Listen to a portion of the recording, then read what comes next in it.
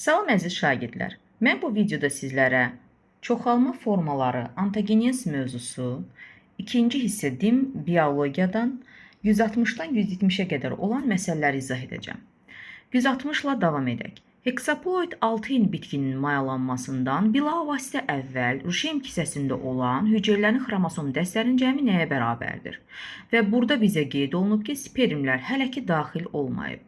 İlk öncə biz 2n1 bitki üçün ruşem kisəsinə baxaq nə qədər, yəni burada hüceyrələr var və onların xromosom dəstləri nəyə bərabərdir?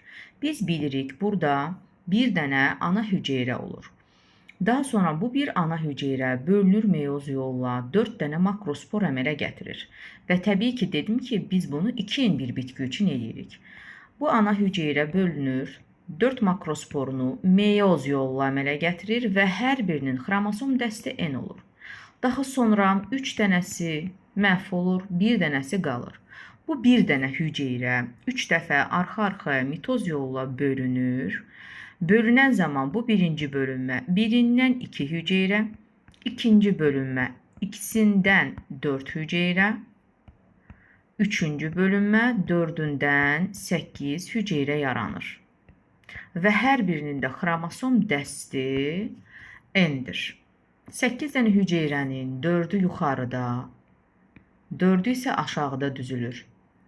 Daha sonra qıraqda olanların ikisi birləşir, bir dənə mərkəzi hüceyrə əmələ gətirir. Və bu mərkəzi hüceyrənin xromosom dəsti görürsünüzmü? Bunların hər biri eyni idi. Demək, bunların da hər biri N-dir. Mərkəzi hüceyrənin xromosom dəsti 2N, ya 3-dən yuxarı ortada, ya da aşağı ortasından biri isə adlanır yumurta hüceyrə. Demək, 2N1 bitki üçün sayaq görək neçə dənə hüceyrə oldu. 1, 2, 3, 4, 5, 6, 7. 7 hüceyrə oldu və 7 hüceyrənin xromosom dəsti isə 8N oldu. Bu 2N1 bitki üçündür. Demək, hələ ki, yəni spermlərdə daxil olmayıb, elə onu soruşurdu, yazırıq. 2N1 bitkidə əgər 8N qədər bir xromosom varsa, bəs yaxşı 6N-də nə qədər olacaq? Bizə bunu soruşur. Və biz də buradan 6 vur 8, 48, 48 bölü 2, yəni burada ümumən bu tənasübdə 24N qədər olacaq. Buradakı, yəni hüceyrələrin xromosom dəsti. 161 də eyni, yəni burada artıq bizə tetraploid bitkinin soruşur.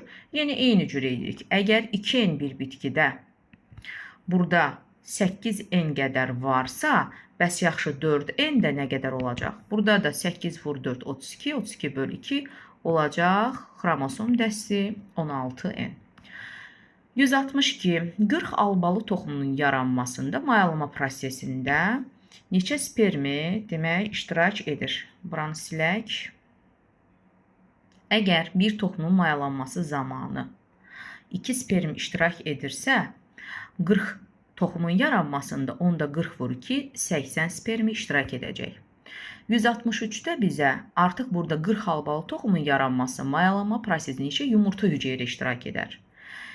Demək, bir toxumun yaranmasında əgər bir yumurta hüceyrə iştirak edirsə, 40 toxumun yaranmasında da elə 40 yumurta hüceyrə iştirak edər. 164-də baxaq, tozlanmada iştirak edən diploid şəkli bitkinin xromosom dəstini verib bizə. Demək, dişini verib 42. Erkəyi bilmirik. Demək, bizdən erkəyi soruşur və 2 qat mayalanma hüceyrəsi, yəni ümumən hüceyrələrin xromosom yığımını bizdə verib ki, yəni 77-dir. Demək, biz bilirik ki, 2 qat mayalanmada 4 hüceyrə, 3 ədəd qamet iştirak edir. İndi bizə bu hüceyrə veribsə, demək, o 4 hüceyrənin içərisində yazıram. 2 dənə spermi, mayalanmada iştirak edən hüceyrələr. Daha sonra mərkəzi hüceyrə və yumurta hüceyrə. Demək, mayalanmada 4 ədəd hüceyrə, 3 qamet iştirak edir. Qametlərimiz spermi, 2 dənə yəni spermilər və yumurta hüceyrə, amma hüceyrə deyəndə artıq mərkəzi hüceyrəni də götürürük.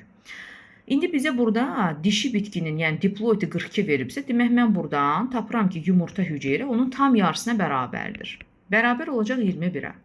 Və biz bilirik ki, elə 2N1 bitkinin, yəni diploid bir bitkinin mərkəzi hüceyrəsi 2N olursa, onda elə nə qədərdirsə bunun xromosom dəsti, ondan 12 qədər olur. Qısacası yumurta hüceyrədən 2 dəfə çox da götürə bilərik və yaxud da elə ana bitkinin öz xromosom dəsti qədər də götürə bilərik. Yumurta hüceyrə 21-dir, demək mərkəzi hüceyrə olacaq 42. Ümumən burada da 77-dir, düzdür? Biz 77-dən çıxırıq, 42 üstəgəl 21-i eləyir 60, demək 3. Burada qaldı indi 14. Aha, demək burada 2 dənə spermini, bu 14'ü mən 2 spermin arasında bölməliyəm. Demək onda bir sperminki olacaq 7 xromosom yığımı. O birisi də olacaq yenə 7. Toplayanda yəni ümumən 77 eləyir. İndi bizə burada erkəyin diploidini istəyir. Biz bilirik ki, qametlər hər zaman, yəni yetkin bitkinin xromosom dəstinin yarısı qədərdir. Yəni spermi əgər 7-dirsə, onda demək erkəyimiz olur 14.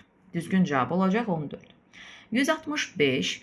Morula mərhələsində yaranan blastomerlərin sayı 32 olarsa, uşaqlıq borusunda neçə hüceyrə uzunluğa bölünməyə məruz qalır? Demək yazırıq bir hüceyrə, biz bilirik ki, ümumiyyətlə ziqotun parçalanma mərhələsində 2 dəfə uzunluğa bölünmə baş verir. Daha sonra eninə, uzunluğuna, yəni ardıcıl gedir.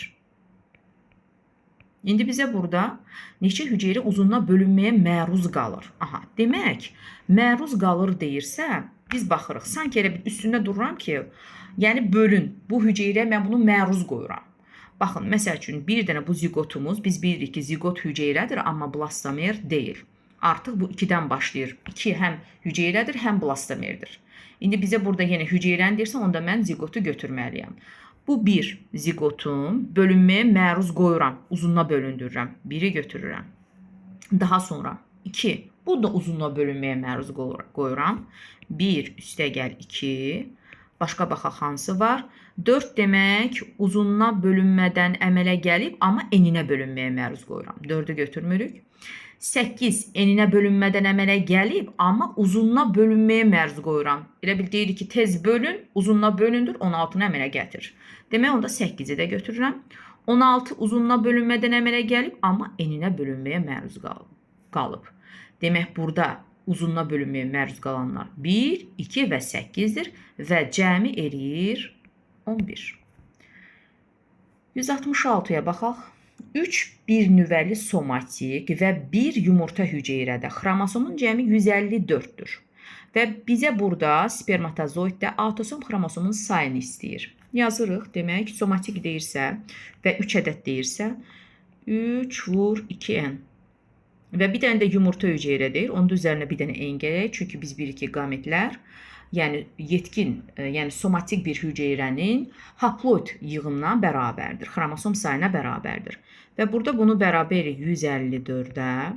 Tapırıq buradan 7n bərabərdir 154'ə və 154'ü 7'yə böləndə demək cavab eləyir 22.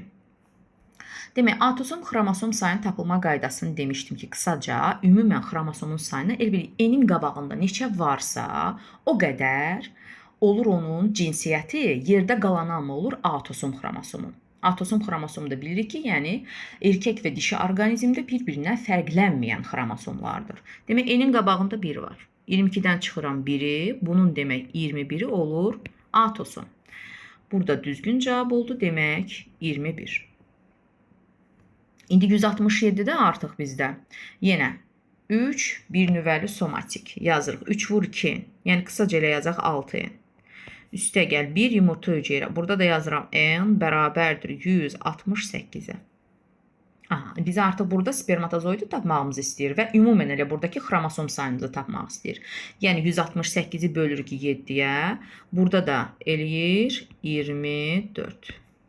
Yəni burada da artıq atosomuz soruşmur. Atosom olsaydı artıq 24'dən 1 çıxardım, cavab 23 eləyərdi. Yəni bizə burada sırf elə spermatozoidin xromosom sayını istəyib. Davam eləyək 168-lə.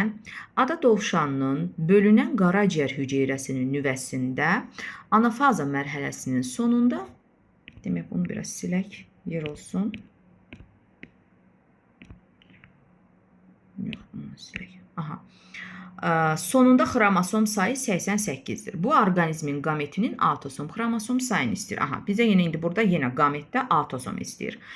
Baxırıq, demək qaraciyər hüceyrəsi deyirsə, demək bu bizdən mitoz bölünmən anafazasını istəyir. Və xromosom sayı 48-dir. Biz mitozun anafazasının düsturunu yadımıza salmayırıq. 4n 4c-dir. 4n-i bərabər eləyirəm 88-ə. N-im də bərabərdir 22-yə. Və biz bilirik ki, qamet dili haploid saydadır. N-im 22-dir qametim, amma yenə burada mənə atosom dediyinə görə N-in qabağında 1 var. 22-dən çıxıram 1-i. Demək bunun 21-i olur atosom. 169-a davam eləyək. Demək, adı dovşan qametində atosom xromosom sayı 21-dir. Sanki bu bunun tərsidir artıq. Demək, atosomun sayı əgər qametdə 21-dirsə, demək, onun N-i olur 22. Və burada bizə dəri hüceyrəsidir. Yenə mitozun anafazası, yəni 4N-dən hesablayındır. 4-də vuruq 22, burada cavab olur 88. Bunlar bir-birlərinin tərsidir. Davam edək 170 ilə. Biraz bu hissəni silək, rahat görünsün. Demək, əgər toyuqda yumurtalığın yetişmə zonasına 5 hüceyrə keçibsə, demək, yetişmə zonasında 5 dənə hüceyrə var. Biraz burada boş yer var, yazaq bura. Bu zaman bölünmə nəticəsində əmələ gələn qametlərin 4-ü Y-dirsə, neçə yönəldici cisim X xromosomlu olar? Tapaq. 5 əgər hüceyrə varsa, biz bilirik ki, bir hüceyrədən, yəni 4 hüceyrə sonda yaranır. Yazırıq. Ümumən demək olacaq 20 hüceyrə. Yox, biraz boş hissəyə yazaq. Burada yazılmadı. Demək, bir hüceyrədən 4-ü yaranırsa, 5-i vuruq 4-ə, 20 hüceyrə əmələ gəlir. Yumurtalığın yetişmə zonasında. İndi baxaq, biz bilirik ki, bunun 4-dən biri olur qamet, yəni 5 dənə qametim var. Yerdə qalanım 15 dənə isə olur yönəldici cisimcik. Və bu 5 qametin əgər 4-ü Y-dirsə, demək bir dənəsi də X cinsi xromosomu olacaq. Və bunun ümumiyyətli izahını mən YouTube-da paylaşmışam kanalda, yəni baxmaq istəyən baxar. 20 dənə indi hüceyrənin yarısı, çünki toyuqda heteroqametlikdir, X, Y var. Yarısı X daşıyacaq, yarısı isə Y daşıyacaq. Və buradan bizə nə istəyir indi? Yönəldici cisimci istəyir. Yəni X-ın istəyir. Biz tapdıq ki, X-ın qameti bir dənədir. Demək, ümumən 10X-dan biri əgər qametin düşürsə, onda ondan çıxıran biri, 9-u isə olacaq yönəldici cisimlik. Demək, burada düzgün cavab olur 9.